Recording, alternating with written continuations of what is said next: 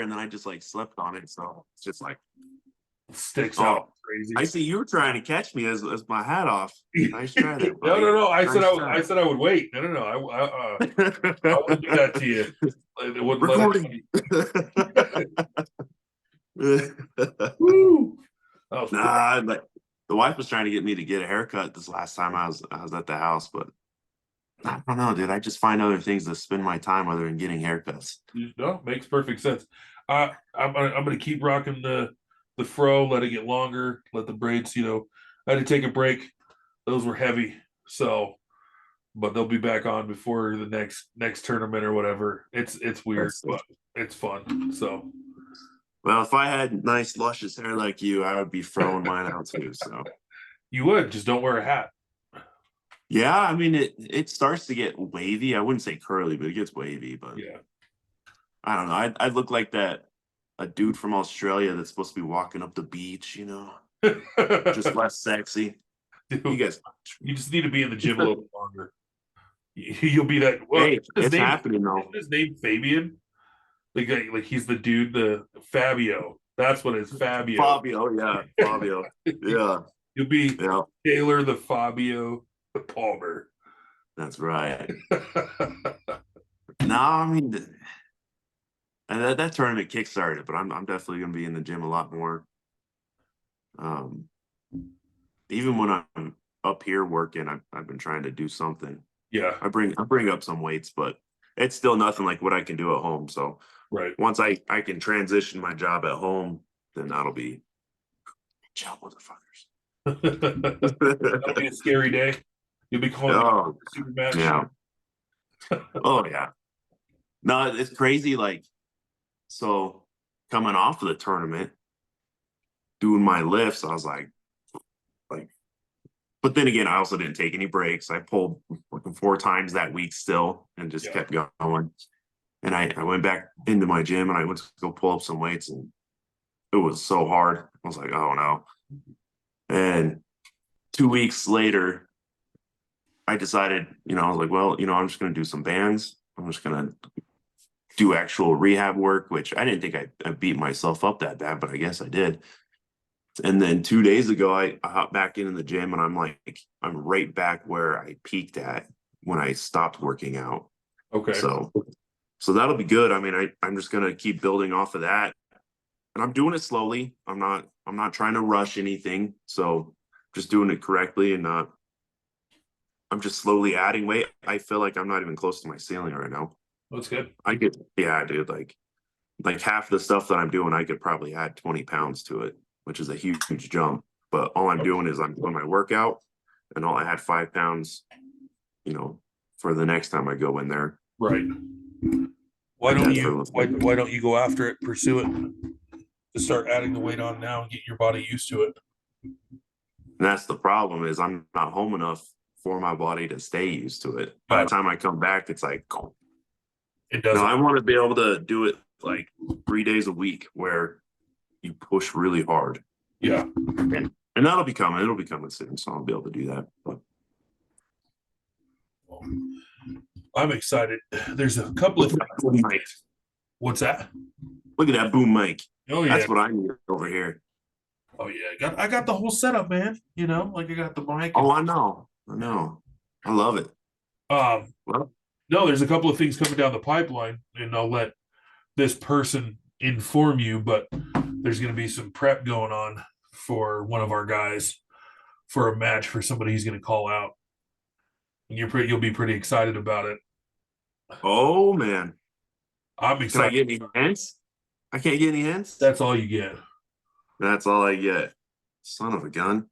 But it'll be worth the while. And like I said, I'll let him decide when he's ready to say who it is, and he gets to decide if he wants everybody to know who it is yet. But like it's a good one.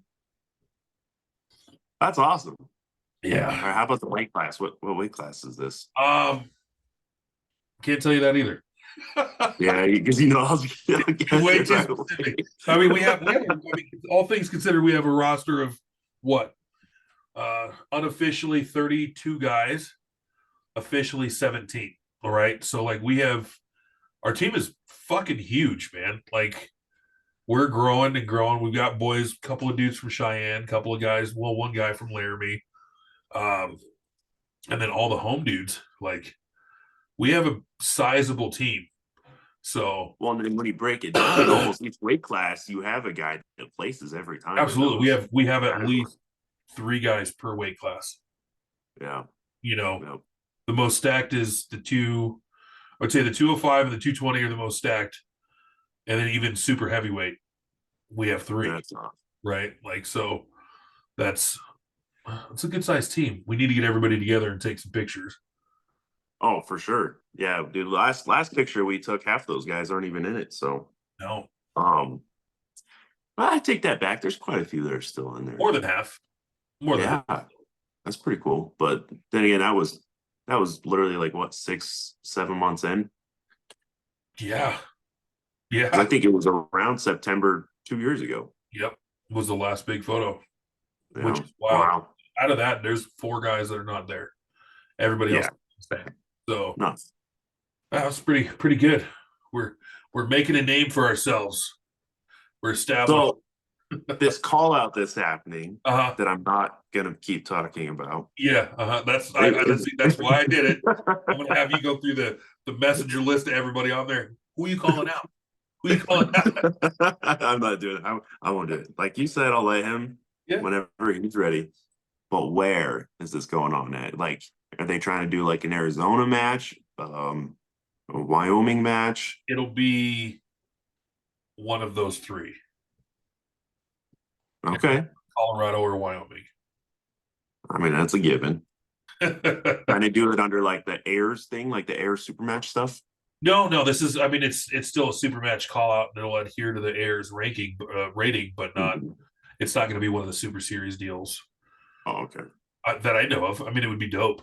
So Because you got to think that a super match that happened, I guess he didn't do it at Colorado State, but the one that at Wyoming, I mean, that was very like air super match is what it was. But I didn't, but those two matches that happened at Colorado, they didn't pop up like that. So no, it wasn't done that way, and I think it's because he didn't bracket it based on that. These were two people that he wanted to see kind of pull, like Eric Wolf and Tim Talmadge and Kenny Weaver, yeah, uh, Wallace Dilly. I think that was more of a let's see how this goes kind of thing. Whereas Wyoming is his own turf, so that he could take his Wyoming boys, which he did, or the guys that were close enough to him, and put him in that yeah. give him that opportunity. I'm looking forward to the next Super Series. I haven't seen anything pop up for that for this upcoming Wyoming State, so I'm curious if he's going to run it or if Yeah. he's really putting all of his eggs in the basket of the 64 man because this super heavyweight man that roster looks stacked Oh, it's huge. and the I people was on surprised there. seeing some of the people in there. Yeah, actually, we should pull that up real quick. Um, but yeah, so I don't think that he's going to do a super series that way, um, because he's doing the 64 man, and Yeah. that's already garnering a lot of attention. Everybody's really like trying to get on the list. Unfortunately, but fortunately, I think Kenny Weaver might have made the list, and that's a strong candidate. Like when we went through who we thought was going to be in the top 10, you finished number 7.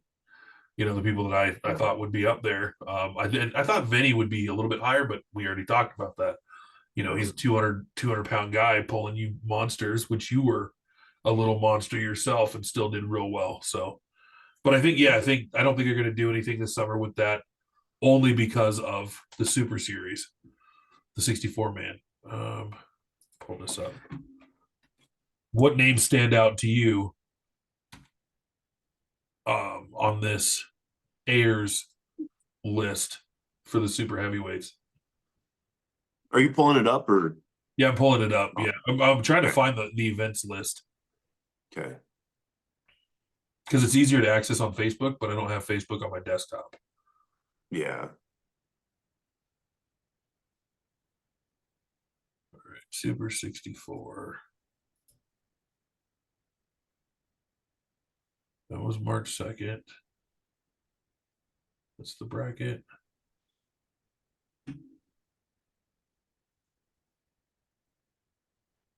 Does he not have the?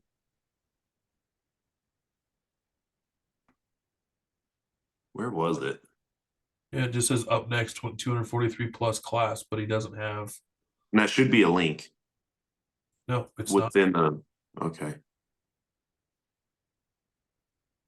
it's the one where all the comments were.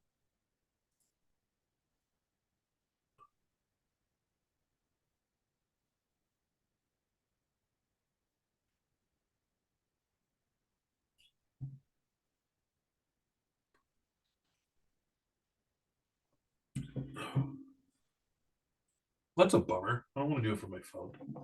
But even is, I guess I could email myself that. The nice thing here is, um,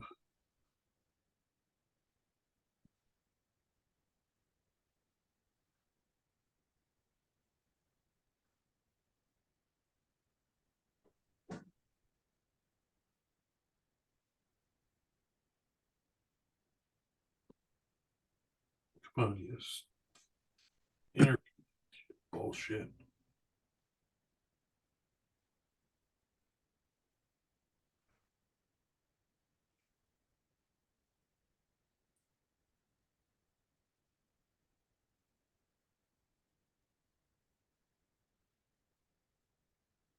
We could always we could do another podcast on that one.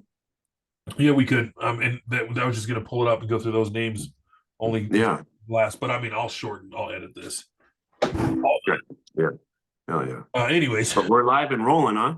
yeah, of course. You shoot, All right. shoot All your right. shot, sir. Shoot All right. questions. Because today, being in the studio, the secret studio, Devil's Backbone Pullers.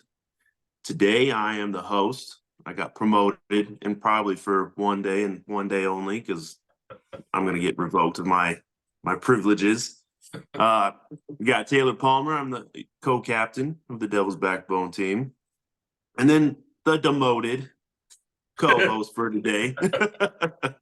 Because today's podcast is all about you, my man. Hey, We got Cire Brown, the legend, or captain, aka daddy of the Devil's Backbone Pullers team. right, son. That's right, son. Yeah, only two people call you daddy though. So I don't think only one. Only one. Okay, just one. That's Scarlett. My youngest son. All my other kids, they've only ever called me dad. Any woman of mine, if a girl called me dad, that would be a very awkward. I would have to They have just stop all that. Yeah, You're like, let's look, get one thing straight. look here, boo boo. You may have daddy issues, but I'm not filling in that Don't hole. call me daddy.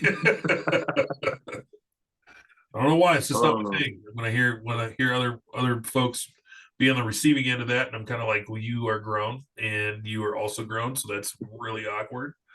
All right. Well, other than daddy, I mean, you're starting to make a name for yourself. You know, you used to go to tournaments and people were calling you Cire or Cire and whatever else name that they could make up. I mean, it was back to back. They couldn't get one name straight, but now you're showing up to places where you haven't met these people and they're walking up to you and they know exactly who you are. Yeah. Like, what have you been doing? How are you making this? Running wild, man. Running wild. I think I've had 17 tournaments in 2 years, which is super cool about this podcast in particular. On the day of recording, it's Friday, March 22nd, 2024. The first practice that I ever attended in arm wrestling was March 22nd, 2022. So today marks the official 2-year anniversary of me in this sport with not having any history, not knowing anything about the sport. I wasn't one of the guys who was a big arm wrestling fanboy, had watched Over the Top or anything. I think I watched Over the Top a year ago, and horrible acting. I was gonna say you were let down, huh? Yeah, I watched it last year. I wasn't let down. It's a complete cliche '80s movie, 100%. Like, I didn't expect it to be, the Terminator, but so yeah, officially 2 years today. Congrats, man. Being in the sport, and I hit the ground running, man. I think when I jumped into chat, it was like, hey, I'm new to the sport, big guy, want to know everything, want to learn, want to see what it's like, and went over to Isaac Lunas, and I practiced with Mark Metzger, who's on our team, and Charles, and I can't remember Charles's last name, Romanian last name, but those were the guys I was holding hands with the first time, and they both. I think Mark was like maybe 225, 230 at the time. Charles was maybe 180 pounds, and then Isaac at 150. I couldn't move any one of those guys. Had no clue what I was doing. Uh, as hard as I was struggling, I wasn't getting anywhere, wasn't making any progress. And I fell in love with it. I'm like, if a little dude who's barely 5 foot tall is stopping me from doing anything, and then you have these other two guys who are amateurs compared to him, I fell in love with the sport, and I haven't stopped since. Not even a month later, I was at my first tournament, Arizona State, 2022. So that was pretty cool. Took second and third there in the amateurs for only being on the table. I think going into that tournament, it was like my sixth or seventh time on a table and filling different people. So I don't know, man. That was the catalyst that got me so addicted that I'm even to this day think that was my first tournament. Met Paul Passmore and Wayne Withers there, and Paul Passmore was at the tournament with you, competing against Nate McAllen. And he remembered me right off the bat, and he was like, "Hey, Cire, how you been?" And I'm like, that's badass. Somebody who I got to break out into the arm wrestling world with somebody who recognized me 2 years later after not seeing me. And he's like, "Yeah, man, I've been following you, been seeing what you're doing, man. You're progressing, you're looking great." Wayne Withers is the same. I'm gonna meet up with that old boy. He's gonna put a team together for next year at the Utah State in Ogden, where we go and compete as a team. He's going to put a team together and come out there and compete. We chat quite often on TikTok. So really cool dude.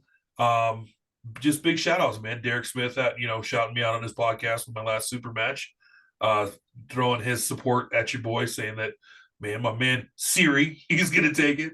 I think is how he put it. So, I mean, I can't escape the butcher of the name, but I also don't shy away from it. Like, it's been a great 2 years, and I stepped into it as being called the legend because it looked like I came from an arm wrestling background, and it's kind of stuck. So that's where it came from. And that, my friend, you are the legend. That's right. And you're just going uphill, man. Your trajectory is very steep, and it's still going uphill, and we'll get to that.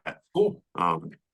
Now, most of us kind of found some kind of arm wrestling before we got into the arm wrestling. And I kind of found your story kind of like one of those, no way. You could have got into it, 5-10 years ago? You want to talk about that? What happened there? It was Tony Tomlinson. So hadn't heard anything about arm wrestling, as a whole. I went in, I owned a flooring company in Estes Park. And some of my clients wound up sourcing their product from Lumber Liquidate. How big is this town?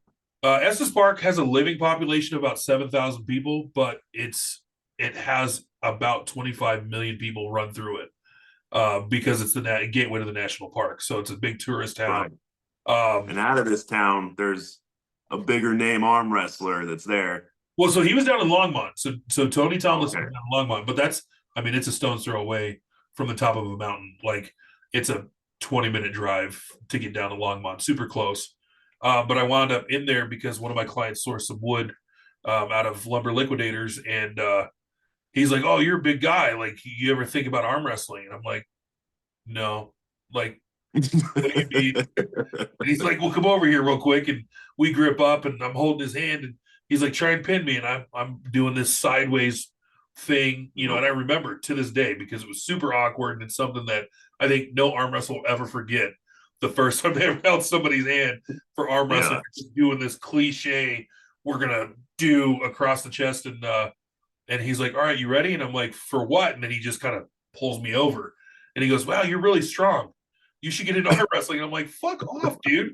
Like, why are you gonna tell me that I'm strong?" You did 100, and he pins you with a smile on his face. Nothing. Like, there's no effort. So that was the first taste. And ironically, I probably should have jumped in at the time. Like, I think my name would have blown up a lot quicker. Wasn't saying that I'm any stronger, but I was a lot smaller. I was probably 150 pounds smaller. Like, it was cranking my business and just going crazy with it. So the physical attributes would have definitely been on my side there. They haven't escaped me yet. I'm a big, strong guy instead of a smaller, strong guy. So yeah, it was 8 years ago. Well, I guess it would have been 9 now. 9 years ago now, because I've been pulling for 2 years. So it was 7 years ago before jumping into it. But yeah, 9 years ago, I had the potential to jump into the sport. And I really feel like this is a sport that you can get in at any time and really make an impact. But had I gone into the sport, gotten into it when I was younger, Hmm. I know for a fact I'd have been the dude everybody's been talking about. So I'll just Oh be yeah, that later on. shoulda, woulda, coulda, man. Yeah, for sure. For sure. But here you are. You're still doing awesome, man. So all right. So we kept trying to do this podcast before your super match, right? And you had a pretty big one. Going into this match, I want to get your thoughts of what it was before the match, and obviously we know the results, but without mixing those in, Sure. can you tell me what your thoughts were, the prep and your opponent? You're watching him; he's posting. Like, what were your thoughts going into that? Well, I mean, we could break it down in a couple of pretty easy ways that I was looking at it. The first one being, I had a match with Rocco. Can't remember Mooslick. Anyways, I had a match with Rocco last February, and I wound up pulling him again in Colorado State. And when we met in Ogden in Utah last February, I beat him uh, pretty handily. It was like, all right, cool. Like I have this guy's number. Met him again in Colorado State, and he got the pin on me. Granted, it was awkward slip, whatever, but he still got the pin on me. So that left a bitter taste in my mouth because in that same tournament, I pulled Bobby Fowler both left and right, and I beat him twice left and I beat him once right, and that lived in my head after leaving the match, going, okay, if I ever face him again, just because I beat him doesn't mean I'm always going to beat him. And I thought that when I pulled Rocco. So when I got the shout out from Nate McCallan asking me if I wanted the super match with Bobby Fowler, I said absolutely, because he felt strong. He was technically sound. He's somebody who has a long arm, committed shoulder, good dude. I was like, all right, yeah. I mean, this is somebody I feel like I can test myself against, and took that to the training table as I'm not going to let somebody come in and absolutely beat me because I don't take them at their accolades. I don't take them at their worth. Um, so I started looking up his prior matches, who he's pulled. Bobby's been around, for over a decade as a puller. He's got a lot of respect in the game. So I didn't want to sell him short by giving him a subpar opponent. So I made sure that everybody here at practice felt everything I was doing. Had been working on a hit. You personally know that I have one, but I was afraid to use it. And I tested the hit out at Utah this year in February.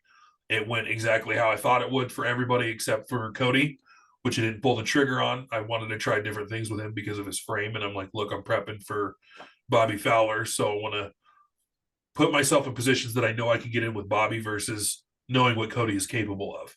Yeah. So for me, I knew that I was a different animal after the tournament with Cody Merritt. Getting the stop on him was huge. Where I got the stop on him was huge. Knowing that I could have started climbing out because I'm an open Kings mover.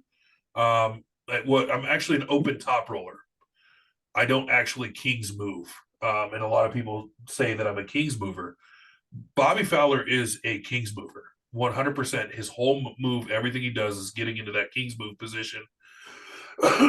So knowing that about him after watching all of his videos, his good match with Mark Grisham, the Grippler, that's somebody I'm interested in pulling. Seeing how that played out and knowing that we have similar attributes in our hitting style. I really employed a lot of what Mark does on the table into my training, just because I knew how hard Bobby struggled against it. So I put a lot of thought in a lot of thought and a lot of practice into staying where I was strong and also incorporating a nice method of shutting down somebody's high posting hook to getting into a king's move top roll position. So I mean, just me saying that out loud, I realized that I did stick to a solid regimen of practice as many hands as possible, but all those hands were doing the same motion that Bobby goes through. So when I pulled him, if you go back and you watch the first match, we got to the strap, and I just wanted to see where he was going to go. I'm completely confident, and just kind of sat there and was like, all right, let you work your magic. If I have to recover, I will. And I let him. I played with him in the strap.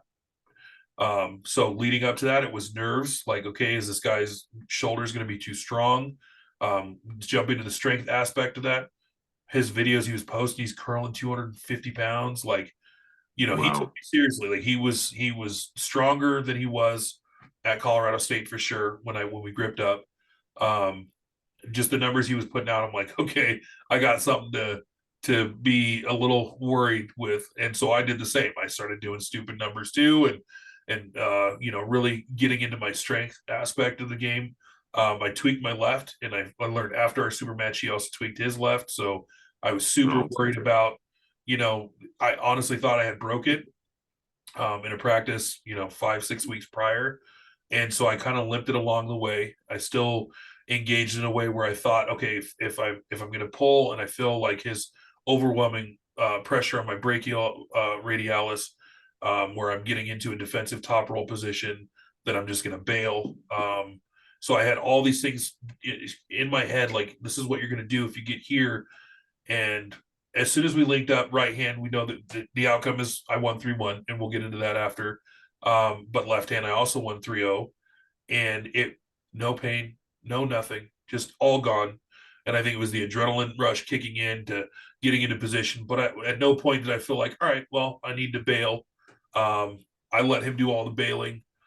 I'm not a bailer. Like, and in my practices, I don't practice slipping. Um, because I know it's there. Like if you're going to slip, you will figure out a way to do it. So you don't Yeah. necessarily have to train for it unless you know the person's hand is stronger than yours. That's one thing I didn't attribute to him. I didn't think that his hand was stronger than mine. So I didn't practice according to that. I just practiced according to the direction that he typically would run.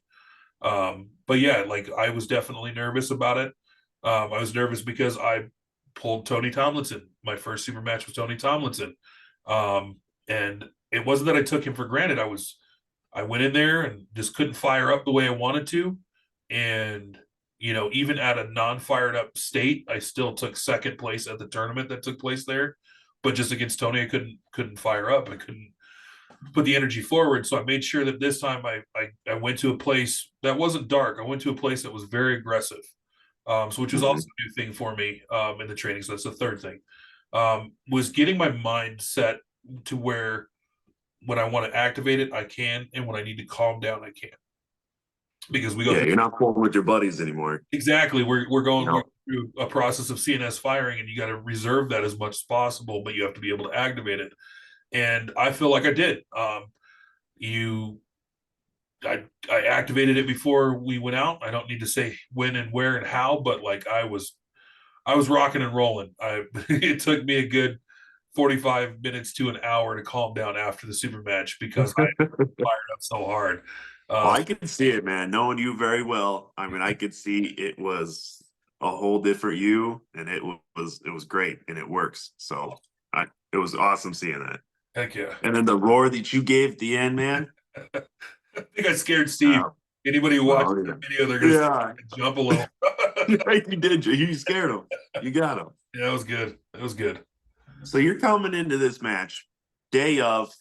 I mean, you've seen his videos, you see how much he's lifting. You're like, okay, but you go into the gym, but you also were surprising yourself. I mean, we were on the phone a couple times and how much you're lifting, I mean, we're talking about some other people's lifts, and you walk in there and all of a sudden you're doubling the lift and you're like, oh, okay. Like, but then again, like me and you both had the issue of, okay, we're gonna get super motivated, we're gonna start working out, we'll do it a couple times. Life happens, then we don't get back into the gym for a couple weeks, and then you're starting right back at square one. It was like one step forward, two steps back. Yep. And that's the way our almost 2 years of being in the sport has always been. We're right there with each other, but our progress on the table has slowly continued.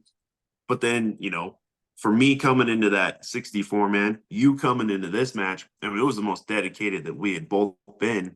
And I mean, it showed just 3 weeks before, 4 weeks before. I mean, you went to Utah State, you Yep. changed your style, which, you didn't have that at with Tony. Yep. You were also sick there.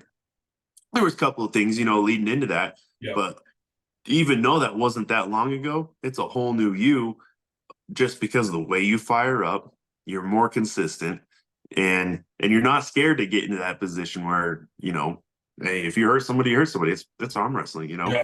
Yeah. That was So the hardest one. no, it's great. Um, so as you're doing that, you're building up your own confidence, right? You get there, you're at the tournament, and you lay eyes on him. Did anything like any questions? You're like, oh shit, he got a little bit bigger since the last time we saw him because just 6 months before that, that's when you pulled him last. What were your thoughts when you looked That's at him? the thing, man. Like I think I was so confident in how the match was gonna go that I That's knew good. that was a defeated man walking in. Like if that And makes that's the other thing. You uh, visualized it. You told yeah, me what you were gonna do, and you did exactly that. yeah. So It was that's good. no fear, no worries, no like, oh, you're looking extra big. I'm just like, dude, I hope you're ready. He posted this was kind of cool, and I think this is actually what set everything in motion for my ease of comfort. I'm not a verbally aggressive person. I don't, Mhm. I don't antagonize people. I don't pick fights. Like he's been the most humble and humility. He has shown so much humility throughout this whole process of buildup um, that I personally don't like head games. So just being nice and amicable to each other on Facebook, he's posting things about his family. We're friends on Facebook. I'm doing the same thing. We're cross liking each other's posts. Like it's always been respectful. And that night he was like, the weatherman said there's a tornado coming. This F5 has arrived or something. And so he posted this pictures of himself looking pretty jacked. And I was like, man, you're looking pretty swole. I said, but I posted a picture in return that, and it was just a flexing one saying, these arms are tornado proof. And they definitely proved to be that day. So it was Better be like, bringing the perfect storm. yeah, exactly. I'm glad you I followed saw me it. and read what I I, like it. I like it. I follow you. yeah. Yeah. So it was good. It was nice because then when I saw him, it was like, we already got the bullshit trash talk out of the way. And the only thing that Yep. we said to each other, when he walked up, he approached me. I was sitting down with the whole crew. Which real quick, shout out to everybody who showed up.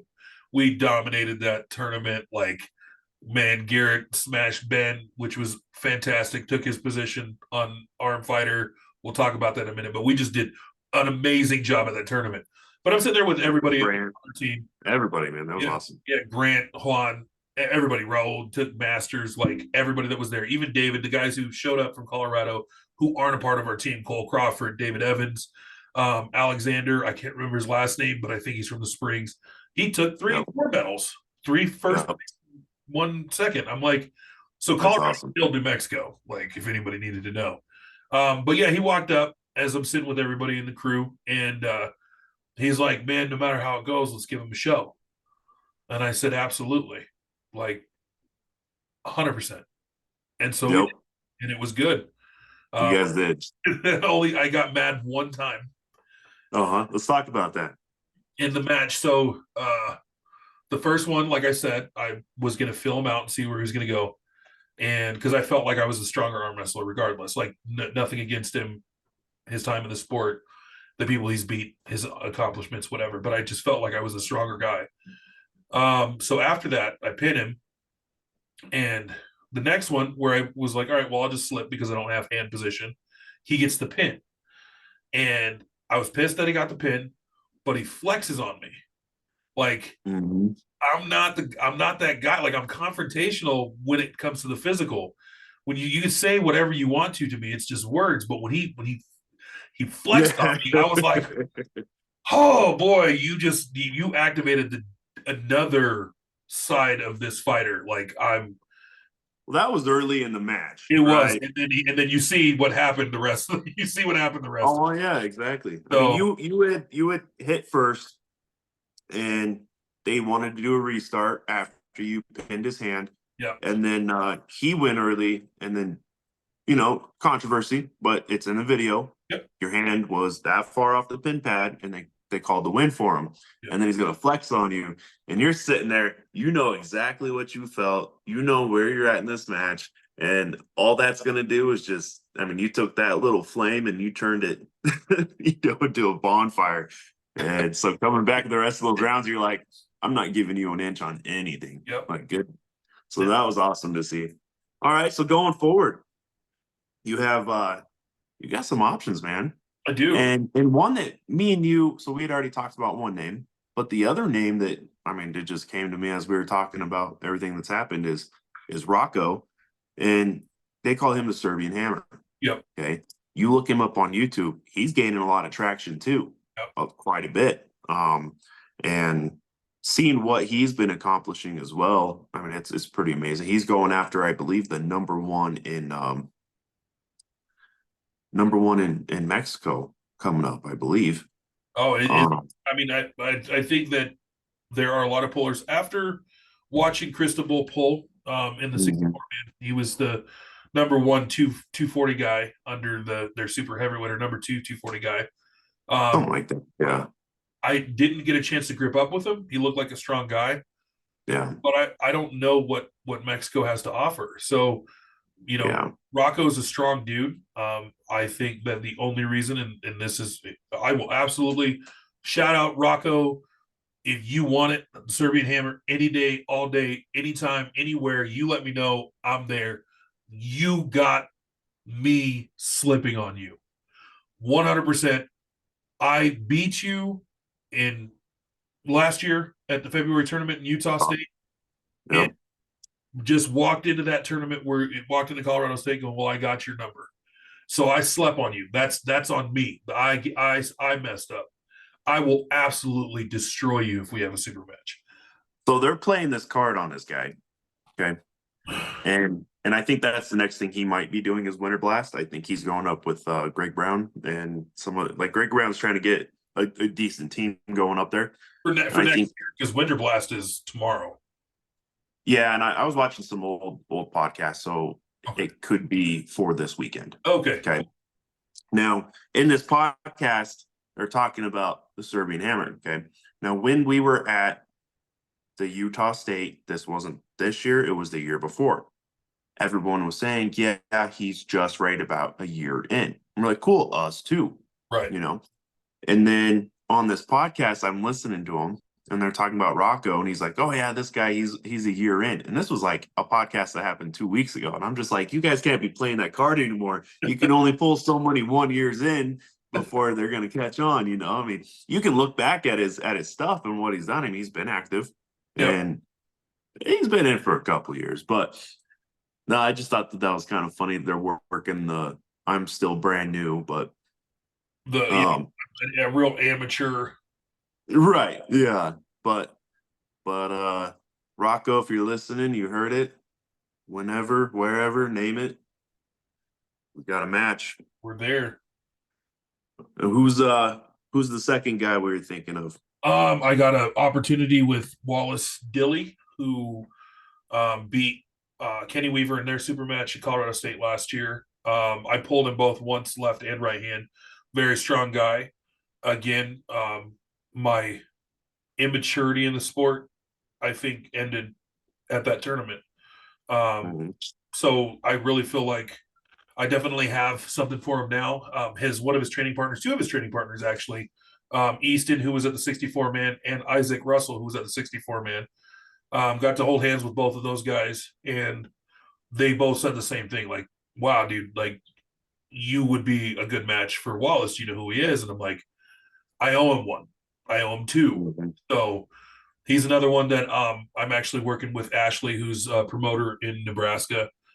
We have a tentative date of June 13th, but I haven't committed to it yet because I have Arizona State on June 1st, and then we have Wyoming State or Wyoming Open. It's like the open, yeah, on Yeah. 8th. Yeah. And then the following weekend would be the Nebraska deal that they're trying to put together. So shout out to them. Amazing. Ashley's an amazing guy. His son Easton is stupid strong. Like that kid has a serious future in the sport if he decides 18 years old. Only 18 years old, man. Yeah. And IQ on the table is there. Just very strong kid. And then Isaac Russell, of course, very strong guy. He's making his way. So having those two guys, well, including Ashley, I gripped up with him.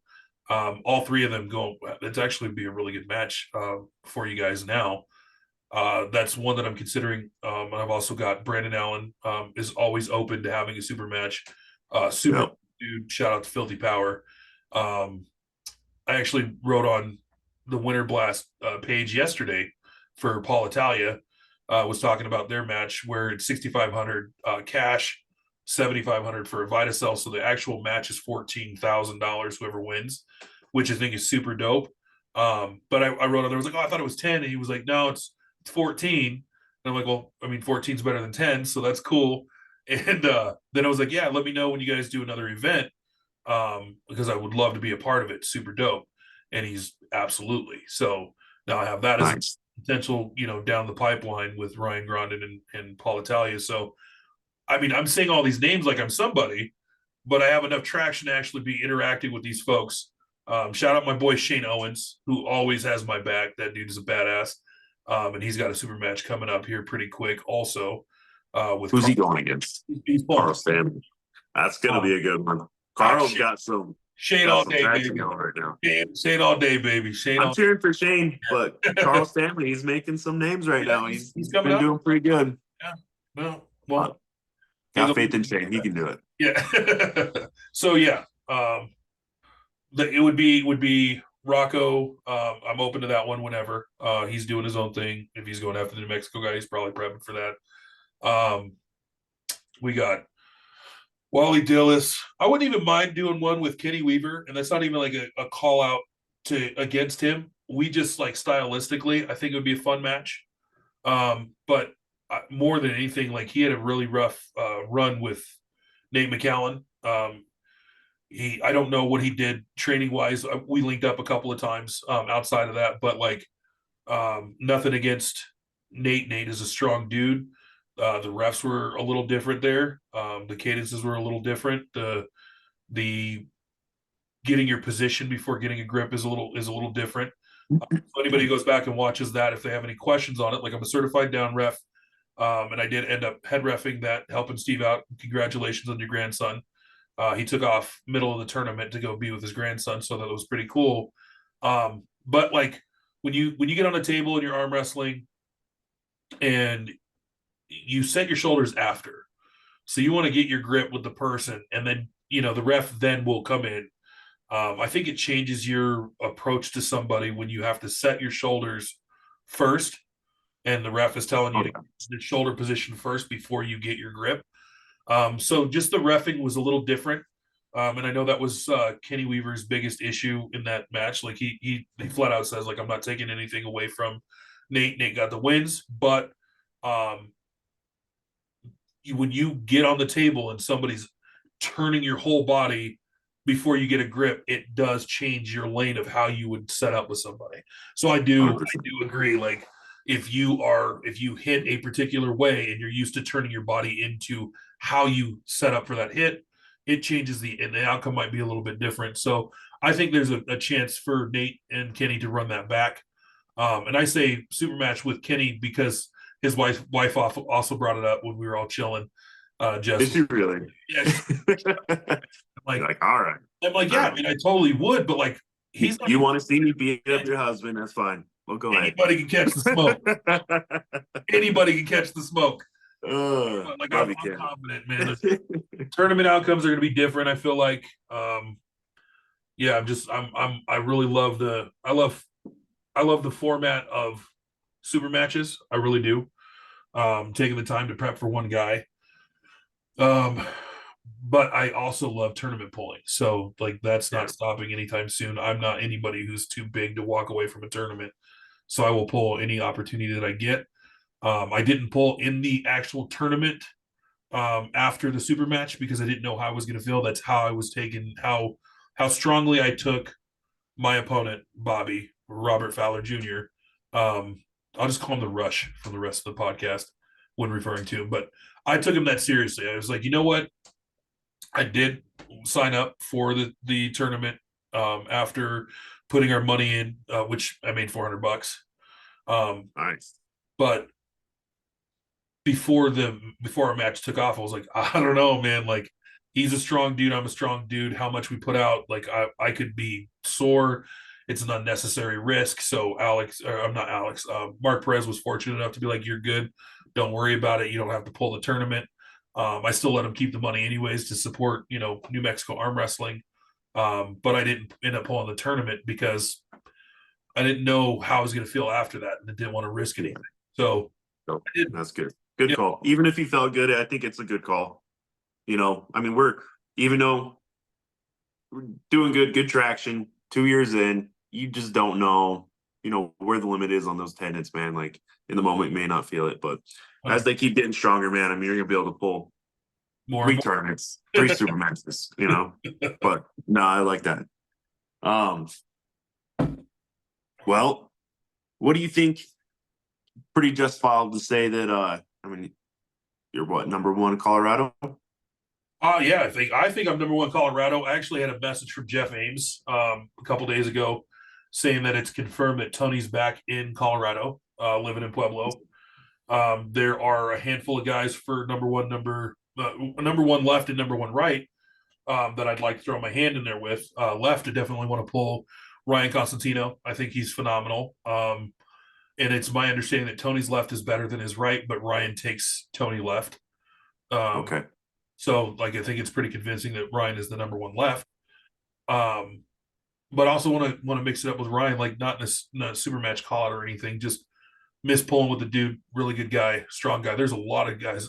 Brad Balderston is also in the mix for the number one right hand in Colorado, which they've Yeah. given the number one left hand in Colorado to Ryan Oh, Constantine. okay. But the number one right is still yet to be determined. Okay. So we'll get that. I think we'll get that sorted out probably by the summer. The way I would categorize it though, if you're not hosting tournaments that active people out of that state are competing against each other, then the most active person, in my opinion, just gets the Automatically. Yeah. So I would say that I'm tournament wise and competing wise, I'm Colorado's number one right. Um, and I would also say Colorado's number one left, Yep. because neither one of those guys are active. Um, No. Tony was in California in January, was in Missouri in February, and is now in Colorado. So I wouldn't really call him a Colorado guy, Not until yet. until he's at the tournament and he's saying he's Colorado. So I would say right now, tentatively, I'm number one, both left and right hand, and we'll definitely have. There's a couple of guys that can throw their name in the pot too. That like Wes Bjornson, he's now here in Colorado, really strong left hand guy. He practices with us on the team. Um, so I mean, right now it's just kind of open until we have that actual breakdown list to see who number one and left and right is. I'm taking it. I'm going to hold on to it until somebody says you're not, and they call me out, and we'll go from there. I'm going to assume the Exactly. title, and when you want that smoke, you get that smoke, and we can settle it. So this is for anybody who's a Colorado person. If you feel that you're number one left or right hand, you can come. My address is always in chat. If you Yep. shoot me a message, even here on YouTube, I'll send you my address. You're more than welcome to come and hit up the table to practice anytime, and we'll just settle it then. Settle it. Yeah, Yep. Settle it right there. I videos like it. keep the words, so they show everything. I record everything, so it works. Yep. Well, what I like about that, saying you are the number one Colorado guy. I mean, you know, other states who are headhunting. If you just headhunt by state, you're the guy that has to step up and do those things. And we were talking about Wallace. I mean, I would arguably say he's number one for Nebraska. I mean, shoot, what you have? Who's the guy in Texas you were talking about? Mark Grisham, Probably yeah, Mark Grisham. number two, I think he's up there number two left hand. yeah. So I mean that's pretty fun. I mean, you can start looking at all these states and kind of picking who you want out of it. Gets scarier the more east you go, but That's okay. I think that's where we're gonna win. but I think it needs to happen, man. Yeah, Like no one thinks anybody can arm wrestle in the West. So I think we need to start spreading our name that way. I think so, and they're all hookers on the left, out there in the east, And the thing for me is my hook is pretty nasty. So, uh, yeah, You got a Brad Grundy now. yeah, Technically, he's right now. I think he's number one for Florida. yeah. Yeah, That's a because strong dude. Like those are yeah, guys that and he's a top roller, so we'll yeah. see. You suck him into a hook, though. I mean, I haven't really seen him hook, but I haven't either. And I think Pablo did try and get him there, and he just he tried. He yeah, tried. And Pablo's got a pretty strong hand. yeah. So But no, I mean, I was saying that, like, thinking that earlier when you're like, you're not really trying to slip because not a lot of people. I mean, granted, they don't have a stronger hand than you, right, right? right, But if you do name the people that do have stronger hands, I mean, they got big names in the sport right now. right, So, 100%. Like super important. So for anybody who's not doing grip training, they say, "Oh, you don't do grip because you don't want to hold on to the other person." Yeah, grip plays so much more into just holding on to somebody. So you the bigger your hand, the harder you're being held onto. So like it has its applications in various positions. So I'm sure you haven't felt it because of how big your hands are.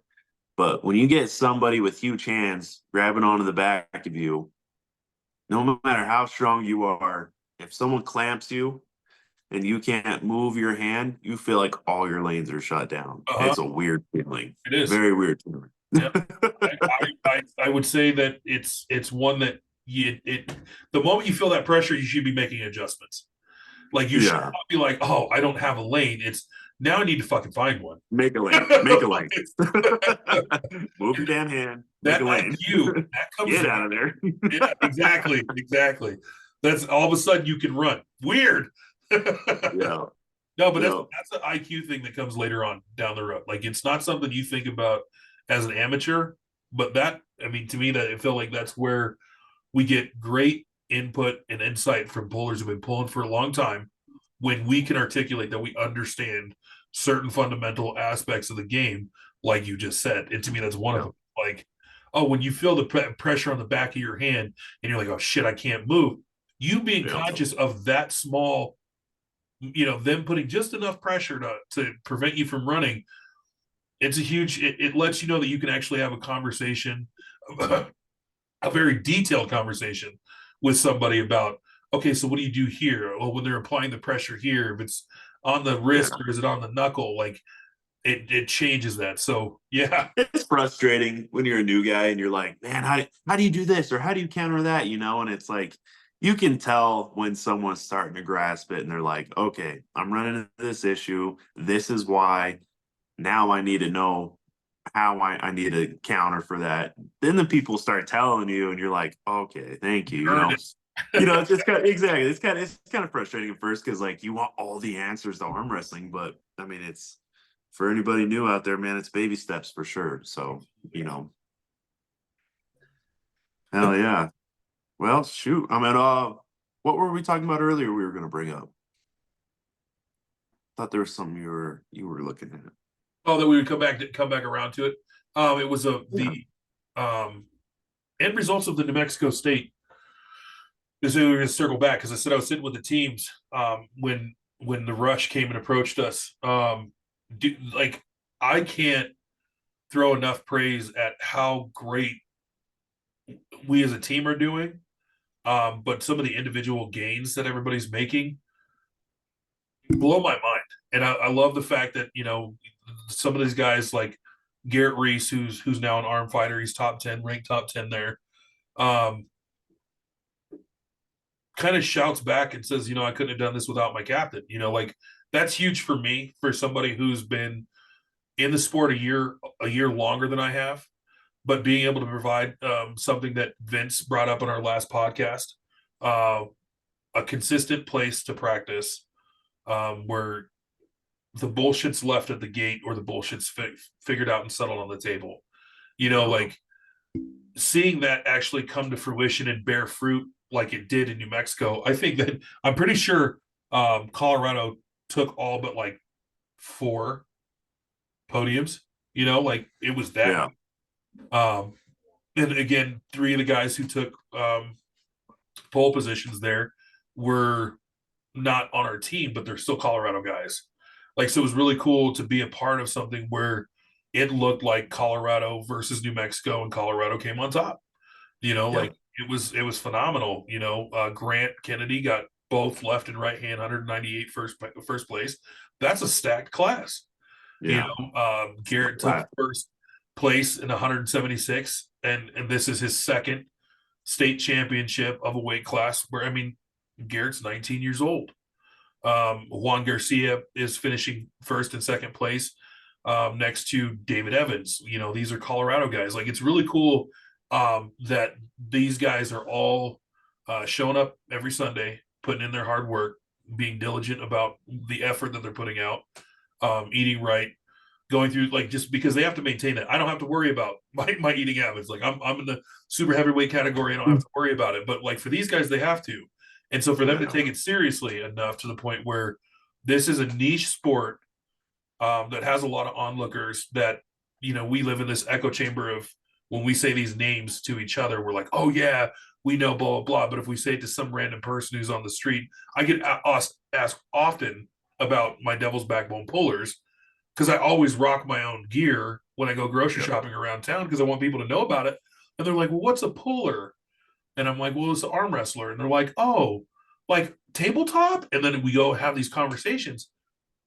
The sport now is to the point where I'm like, oh yeah, the puller. They're like, oh, you guys are arm wrestlers? That's cool.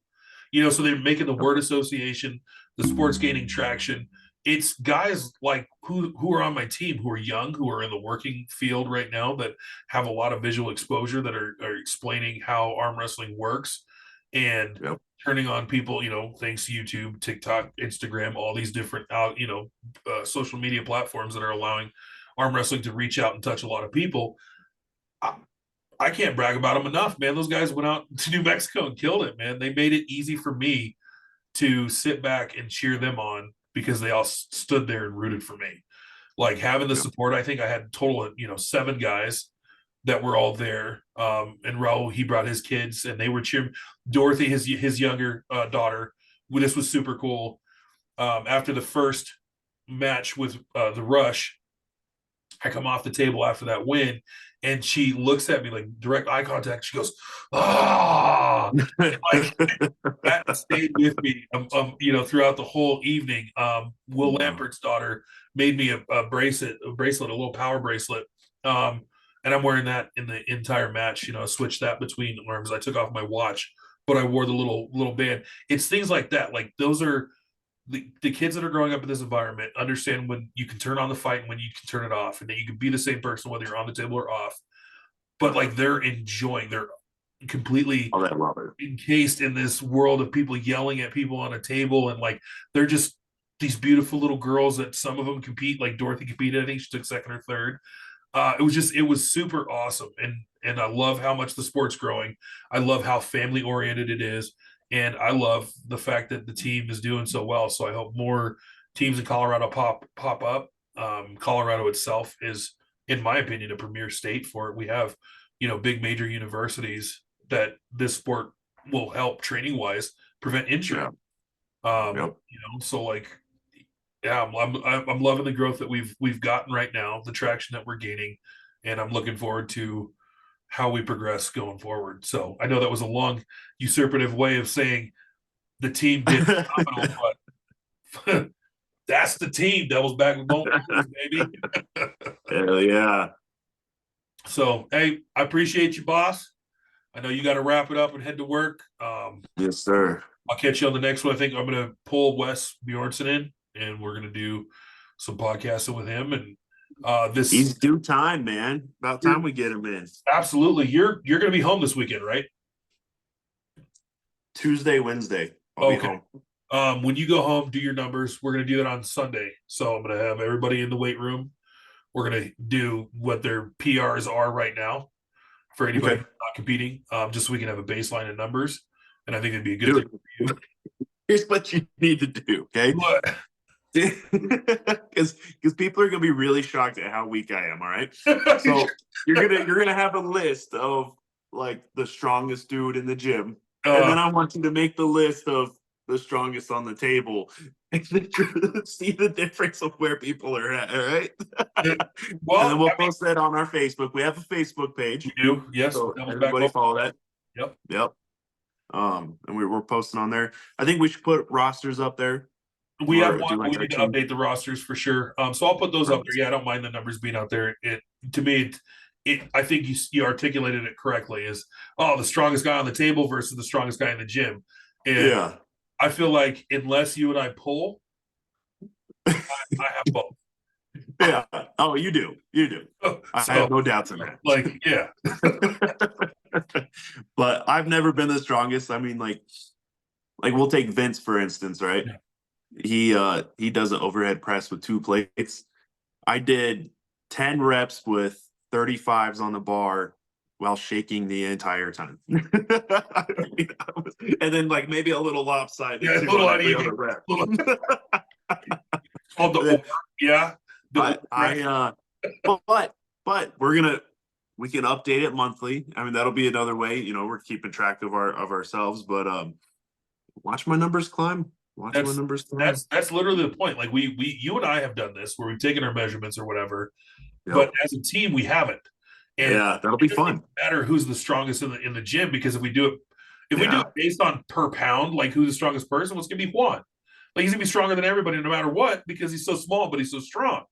Yeah. This is more like let's track our gains, let's track our progress. So even if we're staying, we plateau, and that's where we're Yeah. functional strength, fine. Like what I don't want to see is any backsliding, right? So No. I want But to and see, what'll be cool too is there's always gonna be that one person you're watching too. And you can see what his number is. If you're close to it, I guarantee you that next week you're pushing harder to hit that number too absolutely, and be right there with him. I think it'll be great. That'll yeah. be awesome. We just and there's it'll be cool because I kind of want to run it like a little, we'll do the three main lifts like you would in Power Man kind of thing, and just see where those numbers are. We'll start with our Wilk score, which mine is a 414 right now. But we'll start doing that because it's an easy number to track, right? Because you can do those So lifts. you'll have to explain it. How does that work? A 414? Yeah, so your Wilk score, they take your three lifts, which is your bench, your squat, and your And then just divide the three. of your deadlift, and then they average the numbers out based on your personal weight, frame size, that kind of thing. Like it's a personal. Okay. Go online, and you put those numbers, and it generates the Wilk score. You Okay. can have somebody with a 500 that's 180 pounds if his three I see. are higher. So like that's to me the Wilks number is the one that it makes it less of a competition, Okay. more of a tracking thing, as opposed to Exactly. those big numbers and you're like, well, I'm not going to hit that number, right? But if you look at your Wilk score, your Wilk is based on your own body weight and those numbers, so that you could have a guy who's only got a 1,500 bowls. That's high for the average 1,200 three lift average, and their number could be a 550 because they weigh 195 Yep. pounds, right? Like Yep. it'll level itself off, and that way it's not a competition because and that's the thing is I think that's the other part of why the team is successful is because although we are competitors, we are not competing against each other. No, we're all You know, helping each other. yeah, It's it's like great. every bit of it is like We're going to practice. One guy learns something. We're blabbing it, and teaching. I am also this way. I will not pull a tournament where one of our other guys are pulling the tournament if I'm pulling a super match.